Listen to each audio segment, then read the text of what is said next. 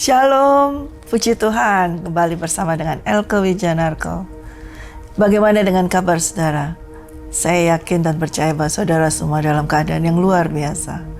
Saudara, hari ini kita akan melanjutkan kembali dari seri yang kemarin. Ya, kalau saudara melihat di seri yang kemarin, yaitu ketika kita membahas tentang take your lamp and extra oil. Pada saat kita membahas take your lamp and extra oil, di situ kita membahas ada pelita. Pelita adalah kehendak Tuhan. Ada 7 kehendak Tuhan. Ya. Dan kali ini kita akan membahasnya yang kelima, ya, yaitu adalah kekudusan. Ya. Saudaraku yang kekasih, kita akan membaca di dalam ayat 1 Tesalonika 4 ayat 3. Karena inilah kehendak Allah, pengudusanmu, yaitu supaya kamu menjauhi percabulan. Saudara yang kekasih, kehendak Allah di dalam kehidupan kita yang kelima. Di dalam pelita itu ada 7 pelita, ya. Dan yang kelima harus tetap menyala di dalam kehidupan kita. Adalah pengudusan kita, adalah kekudusan kita. Kenapa Allah selalu menghendaki bahwa kita semua kudus? Kenapa Allah Bapa menghendaki kita semua kudus? Sebab Ia adalah kudus. Ya, kita buka di dalam 1 Petrus.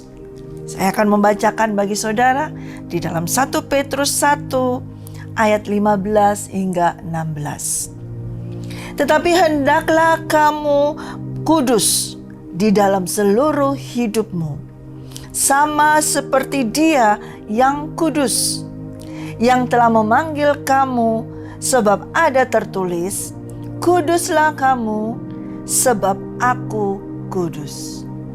Jadi Allah Bapa menghendaki kita semua untuk kudus karena Ia adalah kudus. Dan itu harus kita nyalakan setiap hari.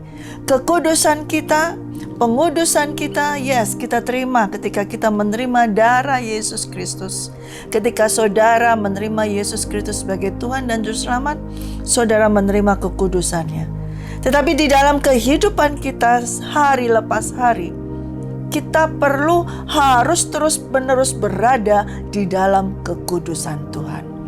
Ya, bagaimana caranya kita berada di dalam kekudusan Tuhan? Kita harus selalu bergaul dengan Roh Kudus. Kita harus memiliki hubungan intim dengan Roh Kudus. Ya, Dialah yang akan menuntun kita. Dialah yang akan membimbing kita supaya kita terus di dalam kekudusan. Seperti apa? Seperti apa? Mudah saja saudara. Kekudusan yang seperti apa? Kalau di Tesalonika tadi berkata untuk kita menjauhi percabulan. Nah, percabulan itu ada di mana saudara? Bukan di tindakan, tapi yang nomor 1 ada di pikiran kita.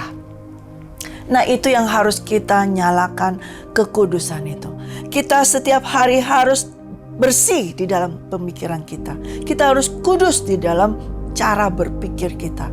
Ya, kalau kita memikirkan hal-hal yang negatif saja, itu sudah jauh dari Allah. Dan itu merupakan suatu percabulan bagi Allah. Ya, karena Allah itu kudus. Bila kita memikirkan hal-hal yang sudah tidak kudus, itu adalah cabul. Ya. Jadi ketika kita harus kudus, yang nomor 1 yang harus kita lakukan adalah di dalam cara berpikir kita. Ya. Lalu ketika kita berpikiran kudus sama seperti Ia yang adalah kudus, maka itu akan kita aplikasikan di dalam kehidupan kita. Itu dalam tindak tanduk kita, di dalam perkataan kita, di dalam perilaku kita, itu akan nampak kekudusan daripada Allah Bapa. Nah, ini yang harus kita nyalakan dari hari ke hari. Kita harus selalu menyalakan pelita itu.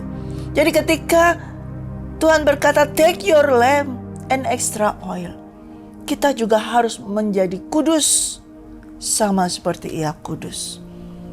Pemikiran kita ini yang seringkali kita berpikir yang negatif. Yang seringkali kita selalu berpikir yang ya mungkin agak kotor atau yang cabul seperti itu. Ya. Begitu kita memikirkan hal-hal yang demikian, kita sudah jauh dari kekudusan Tuhan. Dan ini harus menjadi kehendak daripada Tuhan. Senantiasa kita harus dalam kehidupan yang kudus, karena Ia kudus. Bila kita mau menantikan kedatangan Tuhan, bila kita siap menantikan kedatangan Tuhan, be ready for His coming. Kita harus memiliki kekudusan.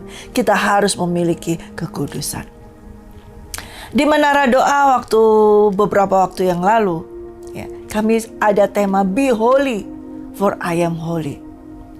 Mungkin nanti di dalam serial ini akan saya bawakan kepada saudara lebih detail lagi. Tetapi hari ini kita berbicara tentang pelita Tuhan, di mana pelita ini harus terus menyala. Dan dari yang kelima adalah kekudusan. Mari saudara-saudaraku yang kekasih, janganlah engkau hanya menerima Yesus Kristus saja sekali dalam kehidupanmu. Ya, saya percaya saudara pasti selamat ketika engkau menerima Tuhan Yesus Kristus. Tetapi saudara harus menjaga kekudusan kita. Bukan saja menjaga, tapi saudara harus terus-menerus hidup di dalam kekudusan Tuhan Allah Bapa. Karena Dia adalah kudus.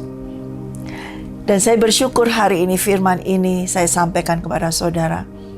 Mungkin saudara bertanya, bagaimana caranya? Sukar nggak sih kita ini hidup kudus? Ya, mungkin saudara bisa berkata, nggak perlu dah kita kudus. Buat apa hidup kudus?